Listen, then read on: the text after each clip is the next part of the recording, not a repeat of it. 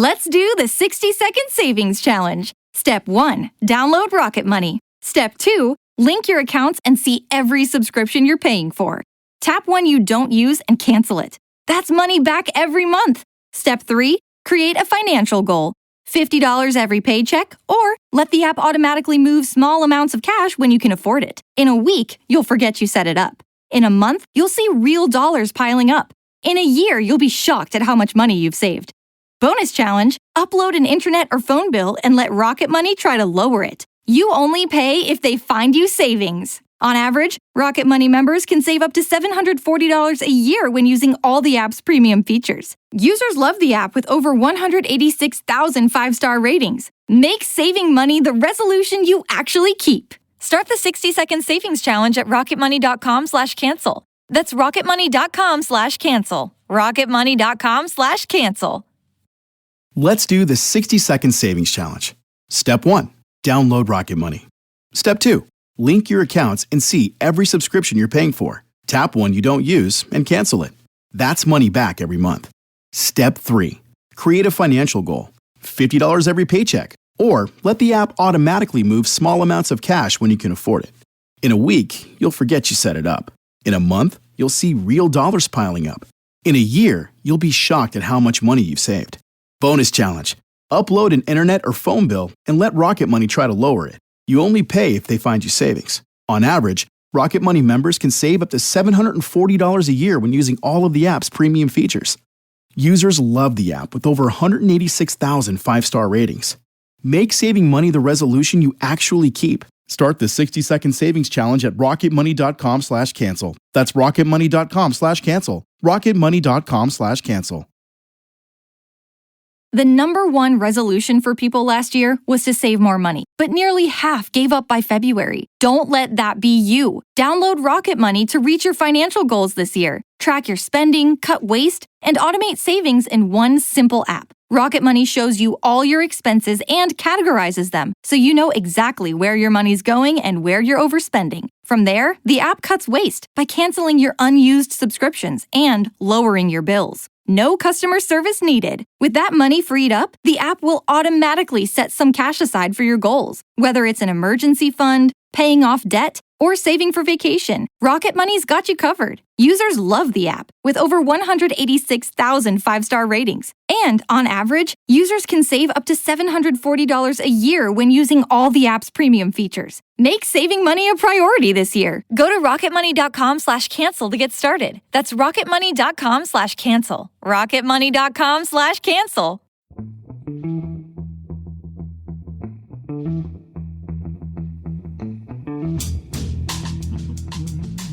Hello and welcome to The Price of Football with a little musical intro there. The show that looks at the money behind the beautiful game with me, Kevin Day, and Liverpool University's Kieran Maguire. I'm glad you're happy, Kieran, despite getting cold, frozen, wet, and the missus being really upset on Saturday night. So I'm in a terrible mood. I'm really regretting buying those shares in that open top bus company in Sussex now. Yes. So I thought this could be your year. Actually, I quite enjoyed being a Scouser for 2 hours on Saturday night. I did the accent and everything. It was fantastic. It looked very cold and wet, Kieran. How did the Baroness react when you told her that her secret Valentine's night treat was going to see Brighton get hammered at Liverpool in the FA Cup? There were tears in her eye. I think they were tears of joy. That's how I interpreted it.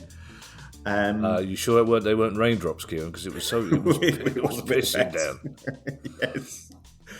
But yes, it was a good night out. Liverpool were very, very good, no doubt about it. But the highlight was before the match. We went to one of the local pubs, and I met Peter Hooton of The Farm. Wow, a big fan wow. of the band, and got chatting away to him. So he's proper Reds pub as well in the 12th Man. And I've done a wee bit of work for Spirit of Shankly when he's connected with them as well. And he's also very kindly put myself and the Baroness onto the guest list, because the farm are supporting the Happy Mondays in a few weeks, and I can just see the Baroness getting a maracas and sort of shaping it out with Bez and so on. Could be a great night out. It could be. It could go one of either two ways. I'm sure the Baroness was delighted on one of the coldest Valentine nights on record. When you were in a pub beforehand, as an extra treat, she discovered she was going to see the farm support what's left of the Happy Mondays. That's fantastic. Really, I'm good. Good for her. The big question is, of course, where you sitting next to the delete as applicable, amusing chap in the seagull head, twat in the seagull head. Ali McCoy's became quite obsessed with this chap in the seagull head. No, I wasn't too close. I did see him. It was another way of keeping warm, which I hadn't thought about. Yeah, why didn't he bring James Milner on? What's the problem? Surely, if you're going to break a record, let him break his record in front of his people. But it's Premier League appearances record. And yesterday was the FA Cup. Oh, I see. So poor old James Milner didn't want to come on in the cold. No, he's going to get that in Brighton Mills defeat at Brentford next weekend. Yeah, I know we're not supposed to talk about football, but the words "neat and tidy" were used about your game. Like, you don't look like you're going to score, which makes it even more interesting. You got Danny Welbeck sitting on the bench. Yes. It's questions day, Kieran. We've got some cracking questions. We've also got a question we're asked every week, and I'm going to answer it once more about insurance, and then we're never going to answer that question again. But there is a reason why I'm prepared to answer it once more. But we have some news before that, Kieran, and we joked about the fact in our last pod that when we were talking about the sacking of Thomas Frank, we joked about the fact that Sean Dyche had mentioned that on the same day that he was nominated for Manager of the Month, the local newspaper suggested he might be on the way, and then lo and behold, in the same week he was nominated for Manager of the Month, he was sacked. I mean, it seems to surprise more people than the Thomas Frank one, Kieran. But I just suppose it shows how much money there is to be made in the Premier League, that clubs are so desperate to spend money to sack a manager and bring another one in. That's right. I think it also shows that football clubs have become trophy assets for some owners. And I'm not being critical of Marinakis. It's his club, it's his money, it's his decisions. I just find it strange that if I was running a £200 million a year business, I would be changing the one of the chief operating roles within that institution on such a regular basis. Nothing in sort of, if I look at it from a business school point of view, this doesn't work. And the reason why I think we often see so many manager changes, especially at this time of year, is that there are certain myths in football, one of which is the new manager bounce. Now, people will say, well, look at Michael Carrick at Manchester United. He's had a good start. Look at Liam Rossini's had a good start at Chelsea. And there's no denying that. But equally, there have been managers who have come in and they've not moved the dial. So I think that it's a gamble. It takes the heat off the owner. Being seen to do something is normally received in a positive manner by a fan base. So that could be the case. But it did seem a strange decision. By all accounts, Wolves versus Forest. Forest had 34 shots, and didn't score a goal. And sometimes you get these outliers. So a strange thing to do. We will try to find out more about how these transactions take place. We'll either get somebody from the LMA, or we'll get perhaps an employment lawyer to get them on the show to take us through, because we're taking it from our standard pub lawyer perspective here. Yeah. I do wonder what Mr. Marinakis would do to a manager whose team conceded 3 goals in 4 minutes against a team who hadn't won since October, after being 2-0 up at Sellers Park would do. I mean, what I find interesting, Kieran, is Sean Dyche's points per game record was the best Forest manager points per game record for several seasons. And under normal circumstances, Sean Dyche would be the manager coming in for the last 10 games of the season.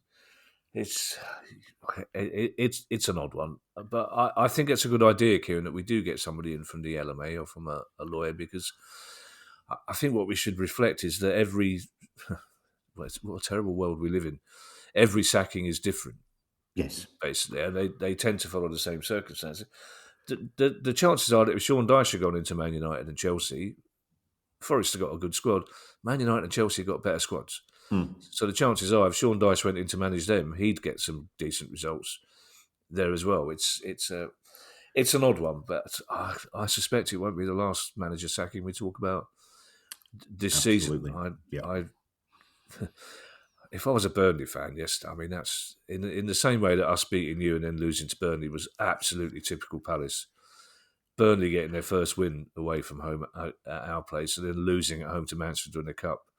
That would do for me. I'd be under my Lancashire duvet for the rest of the season. So I think Scott Parker, unfortunately, is a watch this space when it comes to the next manager sacks, judging by the reaction. But it almost saddens me that we have to talk, and we do have to talk about it. We're starting so many pods by saying before we get into it, another one's gone, basically.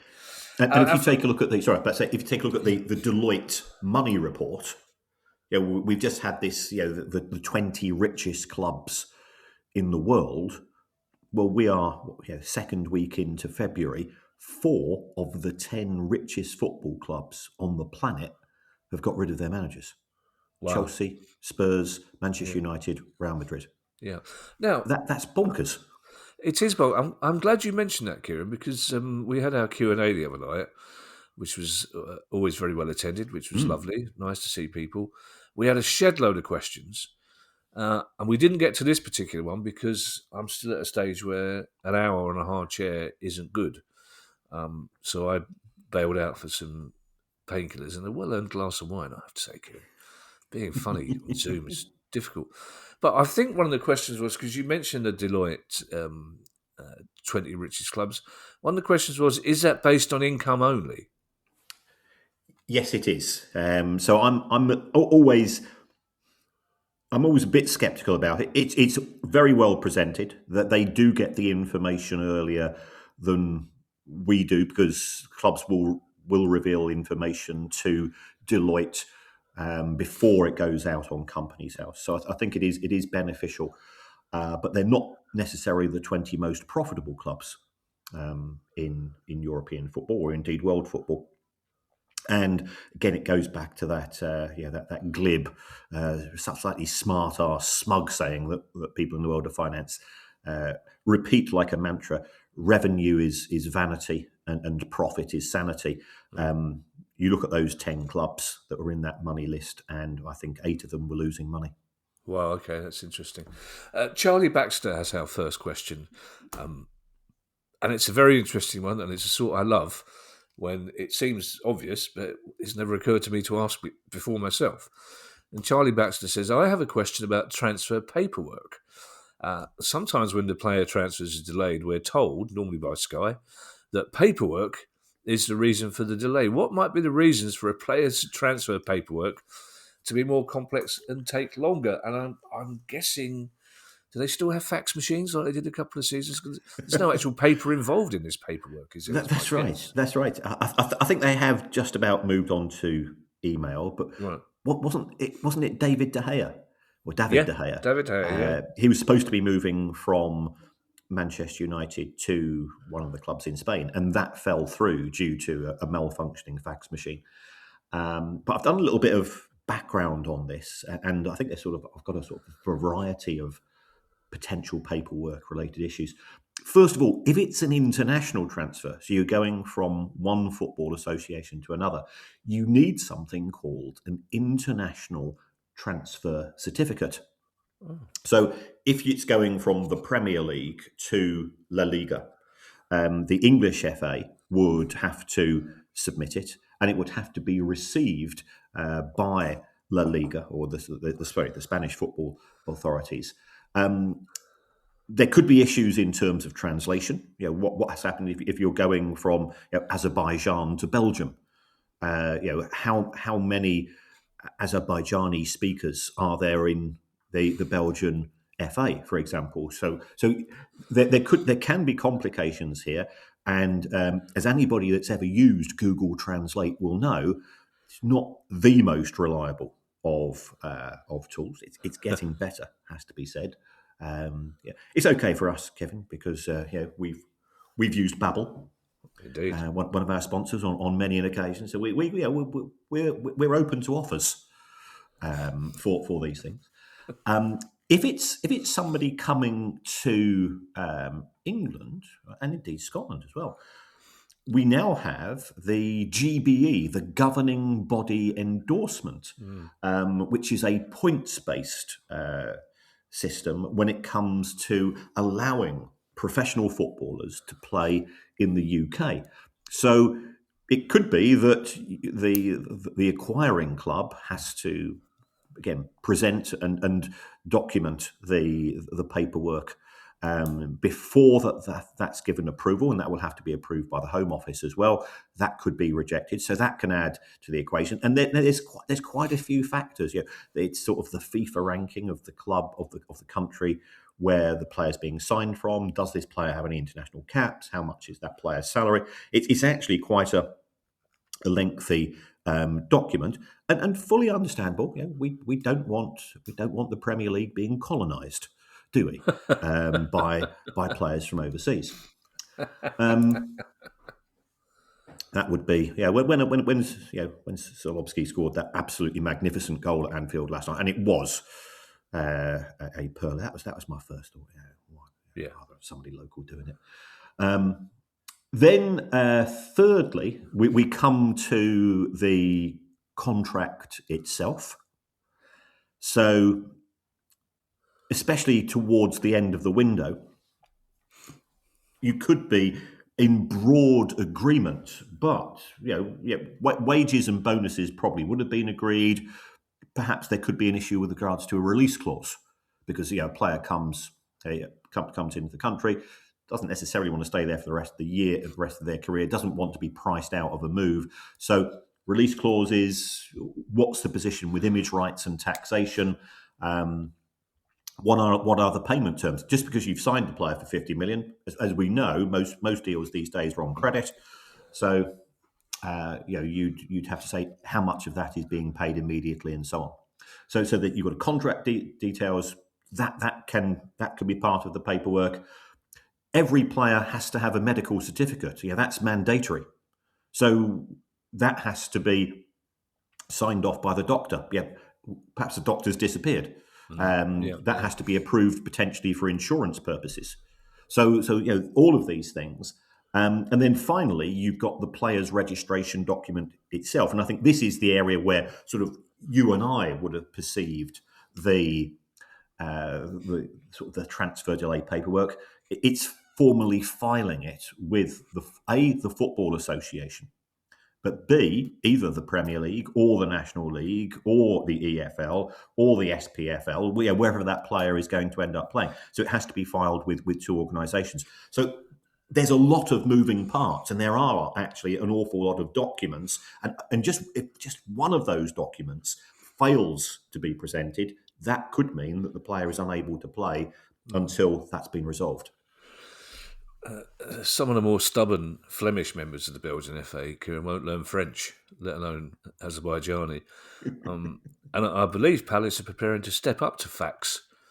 We've been trying to sell players by semaphore in the last couple. This is where all these delays keep happening. It's also a useful excuse, isn't it, when disappointed fans see their transfer window slam shut. 11 o'clock Absolutely. Or whatever time it is on that Sky's request, the clubs can just go. Couldn't get the paperwork done in time. It was both of us really wanted to get this transfer through, but it also indicates as well, Kieran, and this is something I think we should get a club secretary on to talk to us. We had that Farrago at Swindon last week with Ian Holloway doing his pieces about a small secretarial oversight. It also indicates how much bureaucracy is involved in modern football. Oh, very much so. Yeah, it is incredibly administrative heavy, and being a club secretary, people, I think, underestimate the importance of that role in terms of you are spinning an awful lot of plates at any one point in time, and keeping them spinning can be really challenging. Yeah. Jake Farr, I don't know if it's Geordie, but Jake Farr is a Newcastle fan, so he'll be happy after the chaos of Saturday evening. Which Big case for VAR. That was, wasn't well, you say that, Kieran, but I'm with Alan Shearer because they were at half time and at full time. Several members of the panel, i.e. Dion Dublin and Alan Shearer, who are anti VAR, were being asked to perhaps suggest that they might change their mind. And Alan Shearer is as stubborn as me. Alan Shearer, no. It's because of VAR that the referee and the assistant were too terrified to make a decision. They've lost their comfort blanket. They don't know what to do because they're just so used now subconsciously to thinking, well, it doesn't matter because we'll VAR check it. But some of those decisions were just... Yeah. Where does the penalty box start? The penalty one was just ludicrous because initially I thought, well, it kind of hit his hand then. Yeah, that was my view. Yeah. We were watching it in a pub and we... Yeah. But it didn't hit his hand. His hand hit the ball, so it was definitely a handball. Yes. It was 3 yards in there. They're sending... The Dina should have been sent straight away. Hats off to that keeper, though. I haven't laughed as much at a goalkeeper. That's proper Sunday League, isn't it? It's proper Sunday League, but then there's still hats off to Wayne Rooney as well. He's saying, "Well, I don't think he didn't really hurt him," and they were covering defenders. The ref must have thought, "Thank the good Lord for this is one I can actually do." But anyway, Jake Farr has a question around the Newcastle Stadium situation, which is a bubbling under for us. It says, as a Newcastle fan, I'm loath to leave the stadium myself, but I do see the financial benefits. Is there any likelihood, do you think, of the stadium being downsized and used for women's and under-21 matches? It could then also be repurposed to be suitable for other events throughout the year to help maximise revenue. So I suppose this is the Everton approach, I suppose, isn't it? So you move to a new ground, you keep the old one, for other events and for women's teams and for academy games. It is, and the Everton approach, I think it's one of the. It's very much gone under the radar. This, but I think it is a success story. That they're averaging over 7,000 for women's matches at Goodison this season, which is really beneficial. They have had one of the matches at Hill Dickinson, and I think I got 18,000. But there's no doubt that is a success. One of my concerns about WSL teams is that they want to be seen to be having their own place in which to play. It's been spectacularly successful at Arsenal, averaging over 30,000 there. Being sort of a tenant, Brighton play at Crawley. He doesn't feel right. Doesn't really work. I know Chelsea bought Kings Meadow, but anybody that's ever tried to get to Kings Meadow will confirm it's an absolute pain in the backside to get there. And if the weather's miserable, you do think, well, why bother? So I think there is a financial decision to be made as far as Newcastle is concerned. Jake is absolutely right to say that when we look at stadiums these days, it's not just as a place at which football is taking place. It is as a multifunction environment. And with St James's Park being in the centre of Newcastle, which is a fantastic location, it could be really beneficial if they also monetise it during the summer period. So I think it will be one of the considerations. I don't know what the covenants are. So could it be knocked down and used for retail or residential? I think probably not. But I've not looked at the contracts. That's not really my area. And I think the other consideration is doing a sort of a cost-benefit analysis in terms of what would we expect the average attendance to be for Newcastle's women's team against the higher maintenance costs you have from having a much bigger capacity stadium. So all of those things will be taken into account. And then, of course, there's that other elephant in the room. What's going to happen to the men's team? It has been, I think, frustrating for Newcastle United fans. They were expecting some form of definitive answer now. PIF have now been there for at least 4 years, in the sense that if they are going to move to somewhere new, then that could be spectacularly beneficial, really good from Newcastle's perspective, from an SCR point of view. If they're going to expand it or revitalise it, what are they going to do in the interim? I think that's another big issue. It's not like being in London, where Spurs were able to move to Wembley. Potentially, we could see Chelsea do the same if they decide to redevelop Stamford Bridge and so on. I think it'd be far more complicated, and there's no way that Newcastle fans would countenance effectively being tenants at Sunderland for a couple of years. Well, I don't think there's any way Sunderland fans would countenance being the landlord. Yes. Although the landlord does, you never get any thanks, as I keep reminding Wimbledon and Charlton fans. Yeah. Sorry we saved your sorry asses, but there you go.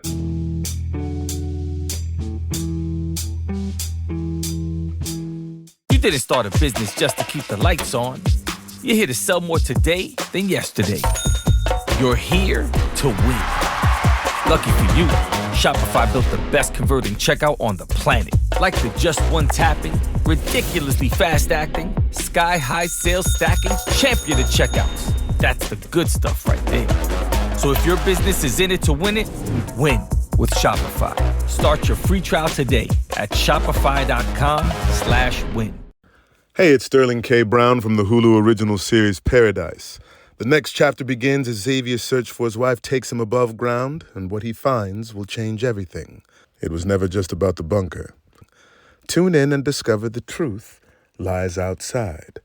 Paradise, the official podcast, is now streaming, and stream Paradise Season 2 on February 23rd on Hulu and Hulu on Disney+.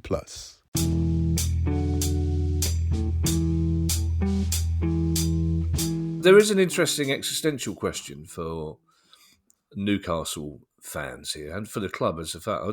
I was going to say one of the USPs, but you can't have more than one USP. It's either unique or it's not unique. But the location of the ground is the first thing a lot of people, non-Newcastle fans, think of when you think about Newcastle United. Slap bang in the middle. It's you can see it virtually from everywhere in the town. 5-minute uphill walk from the railway station.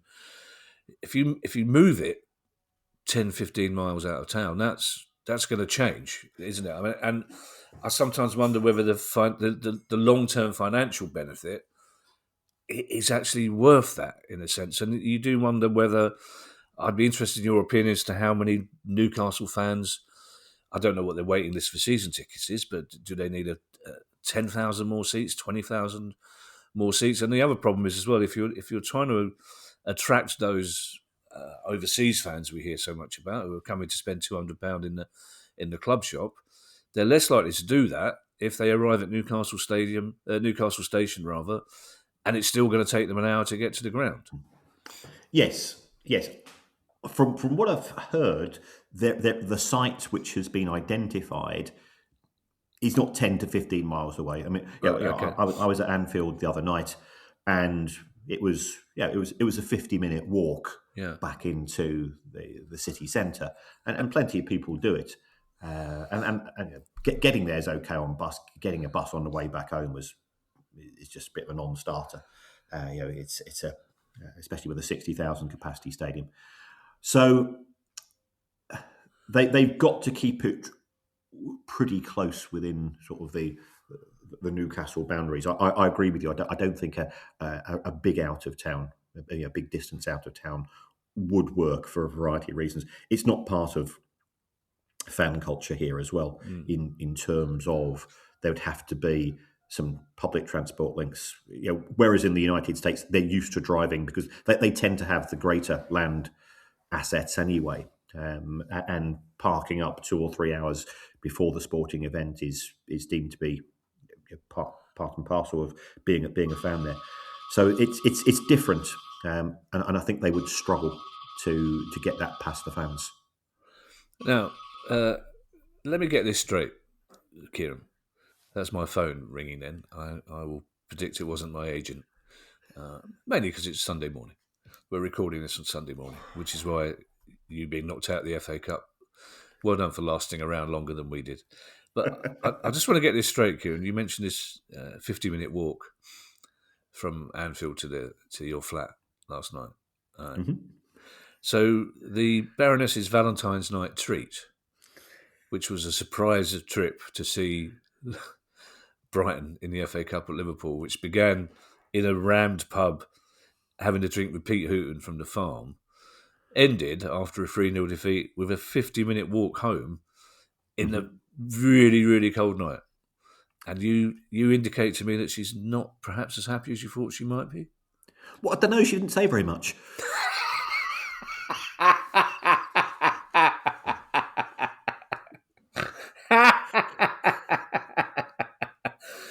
Your witness, my lord.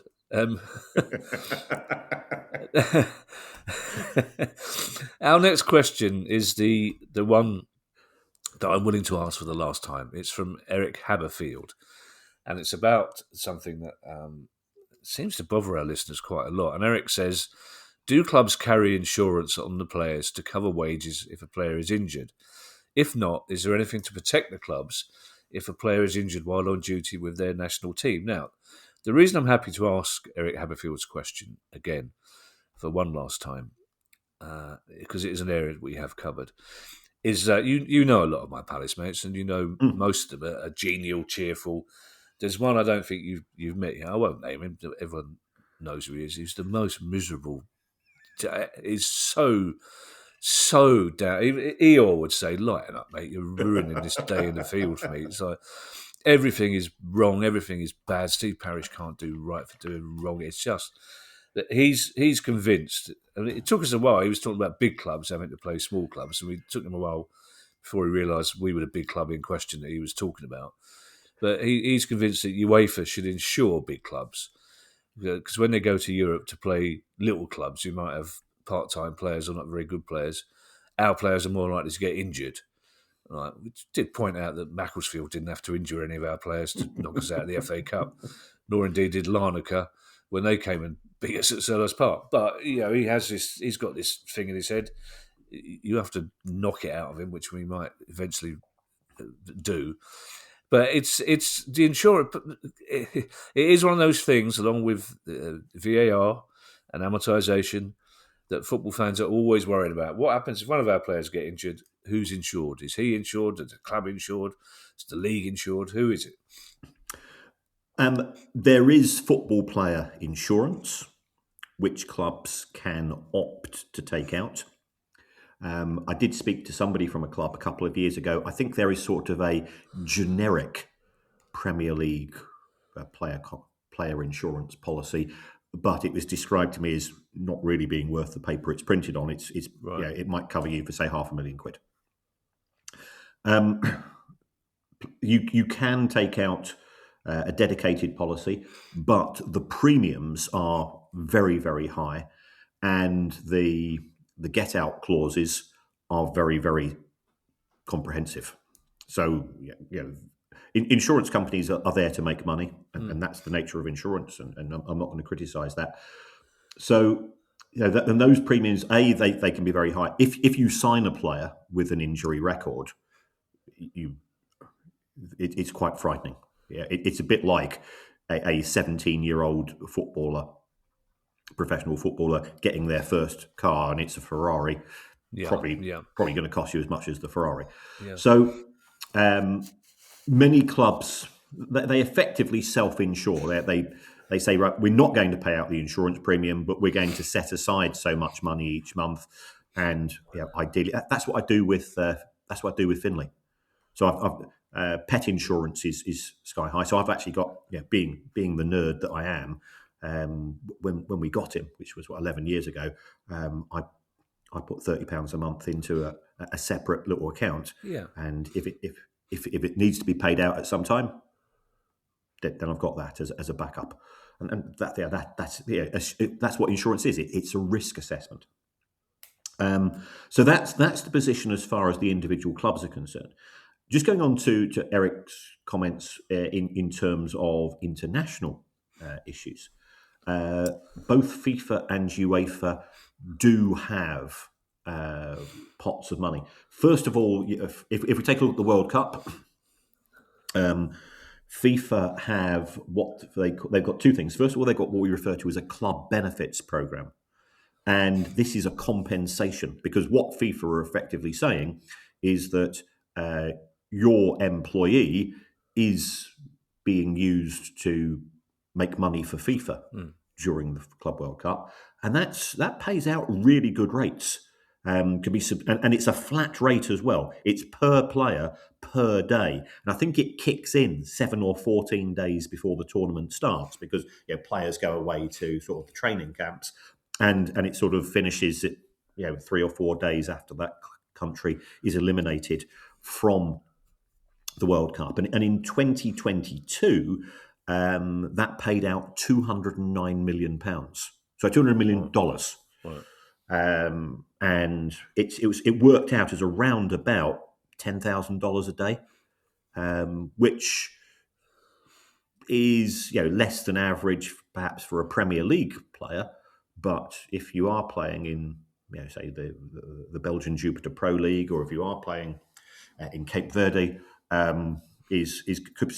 so some of these clubs were absolutely delighted when there are a couple of surprise results, and some countries lasted in the World Cup, because it meant that individual clubs back in their domestic countries, and overseas, if their players were playing overseas, that they actually benefited from that significantly. In addition to that, FIFA have sort of a quasi insurance policy, because they've got something called the Club Protection Program.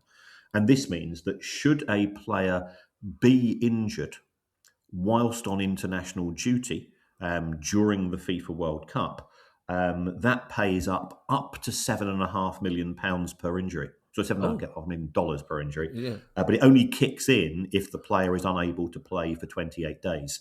So, and that's right and proper. Yeah, if a player does their ACL whilst in a World Cup match, the club who employs them is entitled to say, well, hold on, if he hadn't been playing in the World Cup, wouldn't have incurred the injury. We've had to go out and sign a new player. We're on the hook for this. So that is part of the deal between FIFA and individual clubs. Otherwise, clubs would simply turn around and say, no, we don't have to release him from the contract. For all of the criticisms that are levelled at Gianni Infantino, and we're not here to do this, we've done that plenty of times before, he is smart enough to realise that you don't hack off the clubs too much. A couple of things, Kieran, one of which I think we probably mention every time we talk about this situation. But first of all, the Villa-Newcastle game on Saturday evening, last night.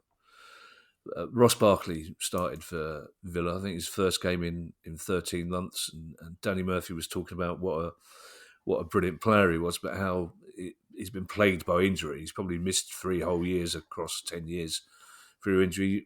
One thinks of somebody like Johnny Williams, who was potentially one of the best players Palace ever had, who just couldn't get a break injury-wise. So I presume the longer their career goes on, the harder they become to insure. And secondly, what's worth pointing out is it's just not just players, and infrastructure has to be insured. And we've spoken to enough people at clubs at League One, League Two, National League level who say that sometimes the cost of insurance is so prohibitive, they make a decision financially not to go for the full cover because they simply can't afford it, which leads to situations like the fire at Exeter. And I don't know the individual situation for Exeter's insurance, but we know there have been other clubs where there has been damage to infrastructure and the insurance doesn't cover it simply because the club couldn't afford to take out the premiums in the first place, because if they did, they'd have to lower wages or do something else. So it is a big issue. It is, and you're absolutely right when it comes to individual players. Yeah, it's a bit like if you've been done for speeding on a few occasions, or you've totted up points on your licence, getting insurance, getting motor insurance becomes very, very prohibitively expensive, because insurance is a calculation. It's a risk-based calculation. A player who has suffered significant injuries historically is more likely to have injuries going forwards, and therefore that would be reflected in the premiums. And that can make it simply just not worth the effort as far as the clubs are concerned.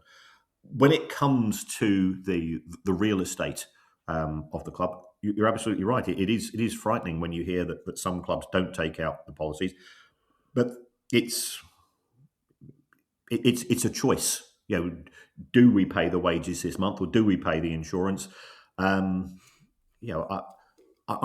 exactly the same with the dog insurance. I've made a decision to not do it in the hope that the dog will remain healthy throughout life, because pet insurance is frighteningly expensive. But you can come a cropper if things don't work out. Yeah. God forbid, if anything happened to Finley, I think we could crowdfund his treatment on this pod quite easily, Kieran. I think more likely to pay for his treatment than they are for mine, if I ever needed more, to be perfectly honest. Our penultimate question, Kieran, comes from Matthew Stevenson. I'm going to ask you if you could rattle through this, Kieran, simply because it's going to take me quite some time to read the last question. Let alone, the last question's a doozy, I'm sure. Matthew Stevenson says, listening to chat over recent months about Chelsea playing Monopoly with their own hotels, would a club buying a series of hotels each season count against them for PSR regulations? I'm picturing a future where Chelsea or someone else just buy and sell real estate in order to meet PSR limits. Yes, you're not the first person to raise that issue, actually, Matthew. I've had a couple of chats about it with people within and without of the game. If you take a look at the small print of the Premier League handbook and the EFL handbook, and again, I would counsel against this for any sane human being. There's nothing to be gained. Go along, enjoy the football. That's always my view. But the authorities have effectively taken this into consideration. If the real estate is on what you might call the footprint of the stadium, so in the case of the Chelsea hotel, if you take a look, you go to MK Dons, they've got a hotel which is embedded into the stadium. Yeah, Bolton, same thing. Bolton, what yes. I'm doing a business breakfast at Bolton, so they're sticking me up in a hotel the night before. Yeah. So it's then if you sell that, because it's deemed to be part of the broader infrastructure of the football club, the profits can go into your PSR calculations. If you start buying random pieces of property, which have got nothing to do with the football club, there's no training facilities there, there's no matches taking place there, it's just done on a speculative basis, that would not be deemed to be part of the overall revenue streams of the football club, and therefore will be excluded from PSR, both the revenue generated at that particular property and any profits should it be sold. I've just got this lovely image of you and the Baroness struggling home last night and getting home about 10 to midnight. So you've still got 10 minutes of Valentine's night left.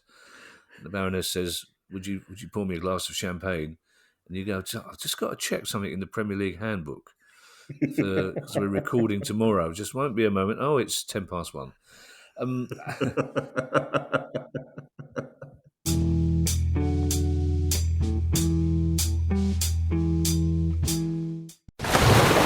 Raise the rudders! Raise the sails! Raise the sails! Captain, an unidentified ship is approaching. Over. Roger.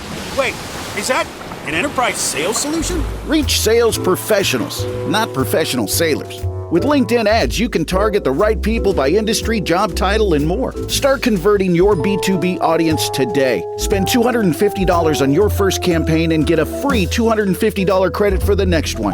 Get started today at linkedin.com/campaign. Terms and conditions apply. TaxAct filing software and live tax experts can help small businesses easily knock out their taxes. Actually, our experts can help you find deductions and credits for any sized business. Itty-bitty businesses, medium-sized, really big, mid-sized, small businesses, companies with 0 employees, and mom and pop conglomerates. Yep, our tax experts can help all of them. TaxAct. Let's get them over with.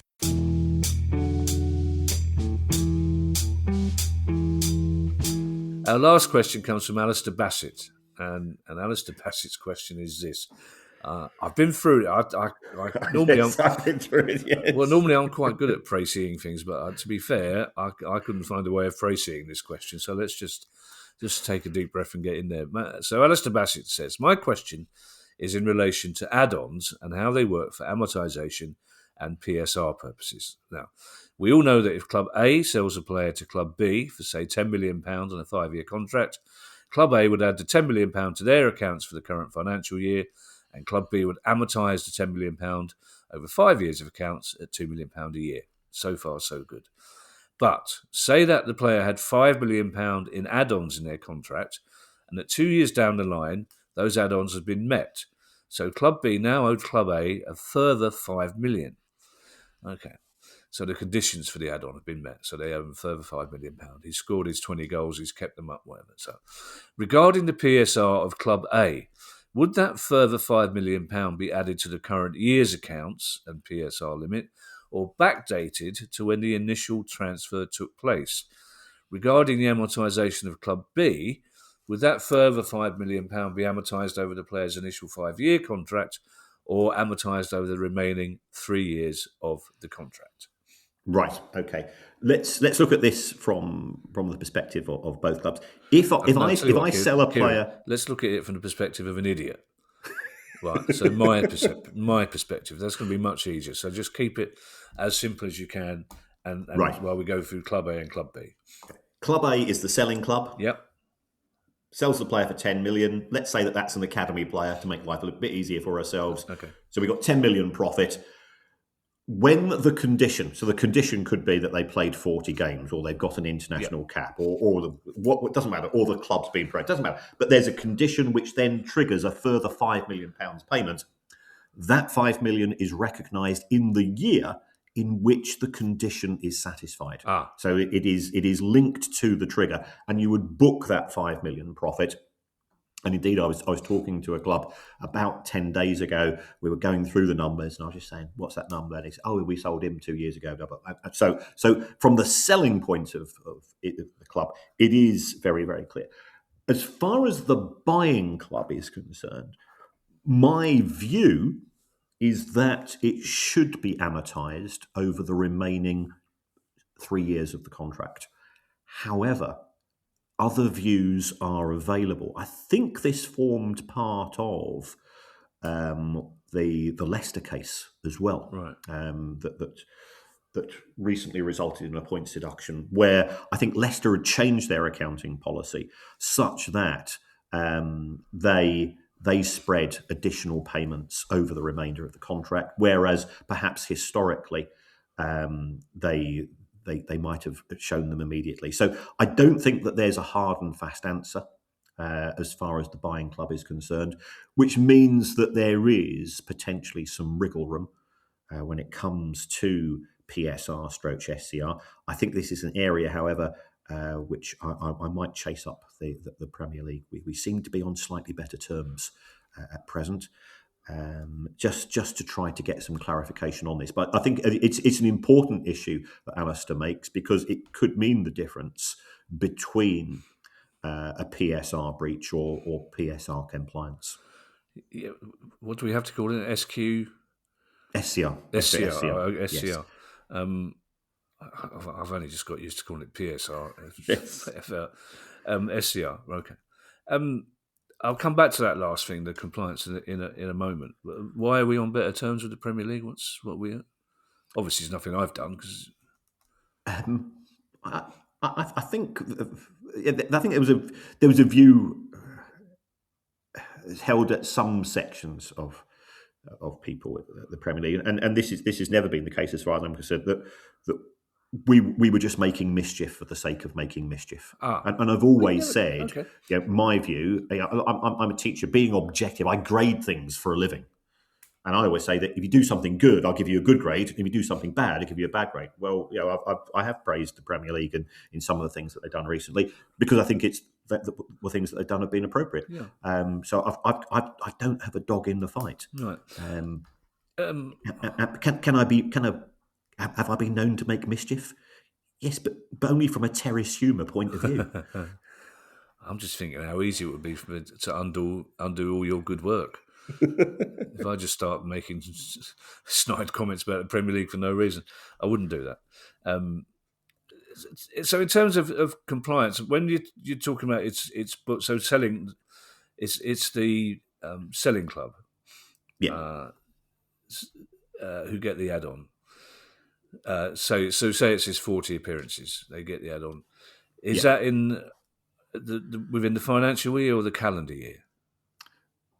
That would be within the financial year. It's the financial year in which that particular clause was satisfied. Right. So say but the financial year tends to be fairly close to the season. So the calendar year would not be taken into account. However, UEFA do assess clubs on a calendar year. Right. So we got a further complication from a UEFA perspective. Okay. So say the selling club, Club A, they know that if the player makes 40 appearances, then they're going to... No, the buying... Yeah, this buying club, I'm getting myself... I'm just wondering if there's a scenario where they rush that. So it gets to the end of it gets near 31st of July, or whatever, and they go, if this kid plays 5 more games, we get £5 million, and they haven't got 5 more games left, so they organise 5 friendlies. Yeah, is there a way of manipulating that so that they get the money, or is there a way of in March the chairman says to the manager, this boy's got to play every game for the rest of the season? Well, but why the selling club can't make the buying club play the player? It's not dissimilar. It's not dissimilar to the Harvey Elliott situation that we've seen at Aston Villa and Liverpool, where Liverpool effectively get £35 million if he plays 10 games, because that triggers the obligation to buy. And Villa are saying we don't really think that he fits in with Unai Emery's system, and therefore he's effectively in this sort of twilight zone, because if Villa return the player to Liverpool, they have to pay £5 million compensation. Yeah, see, I'm confusinating myself there, Kieran. I was trying to be too clever. See, a lesser person would ask producer guy to edit that out, but I feel it's important to keep that in so that some of our listeners realise that the host is just as baffled by some of the things that are going on in the world of football as they are sometimes. Thank you to everyone who's joined the Price of Football Club. If you'd like to join that club too and get every episode a day earlier than everyone else, ad-free listening and invite to our monthly Q&A sessions, bonus episodes and more, then go to our website, priceoffootball.com. If you've got a question you'd like answered on the show, email us at questions@priceoffootball.com. You can follow us on Twitter, of course, and find us on YouTube. And if you'd like to buy one of our books or a Price of Football t-shirt, you can find all the details on that very same website, priceoffootball.com. We'll be back on Thursday with our news pod, which will, I imagine, be another manager sacked from the Premier League. Who knows? That'll be the first story. In the meantime, I shall hand you over to Mr. Kieran Maguire, friend of the Premier League, for his customary farewell. Well, thank you to everybody who supports us in so many ways. It gives us a spring in the step on an otherwise fairly turgid Sunday morning as well. I've been up for a few hours researching the questions. Baroness hasn't. She's on a train back to Brighton now. So didn't say goodbye. Probably didn't want to interfere with my preparation. I imagine she could see you were busy. She didn't want to distract you. I can imagine. It's busy with an amortisation. Yeah, to be perfectly honest, it's the person sitting opposite her on the train. The other person, the other side of the table on the train, I feel sorry for, who's 3 hours into the conversation going, yeah, okay, really? Did he? Pete Hooton? I don't know who Pete Hooton is. Okay. Your ears must be burning under those headphones, Kieran. That's what I'm saying. we have great nights. We have great club nights, by the way, and the club quizzes and the club Q&As are really good fun because they are interactive, and we've got no idea what the questions are going to be in advance and so on. So we do thoroughly recommend them. But there's an awful lot of people looking for an awful lot of subscriptions, and we're just one. But there's another way that you can support the show, and that's just give us a little review. Just pop along to your Spotify or your Apple podcast app or whatever app you use, and just scribble a few words. By all accounts, the fact that you scribble the words matters. What you write doesn't. So you could even say you would rather have the show presented by Bez of the Happy Mondays and Miriam Margolis, and I would think that would be box office. Oh my Lord. Well, also, Bez could shake his maracas every time she swore, which should be, there'd be a lot of maracas. Basically, she'd make a lot of fun with the word maracas as well, but there you are. Bye, everybody. Bye. The price of football.